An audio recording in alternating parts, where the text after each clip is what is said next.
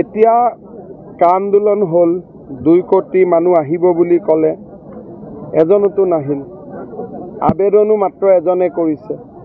গতিকে আন্দোলনটো যে এটা ফাঁকি আছিল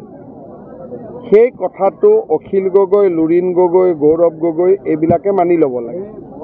আৰু শহীদসকলৰ পৰিয়ালৰ ওচৰত গৈ ক্ষমা খুজিব লাগে আৰু অসমত আবেগৰ ৰাজনীতি আৰু কেতিয়াও নকৰো বুলি প্ৰতিজ্ঞা কৰিব লাগে আৰু নহলে মই কৰাই দিম মই কৰাই দিম মই 2-4 দিন চাওঁ নহলে তেওঁলোকৰ ওপৰত মাৰ্ডাৰ কেছ লগাম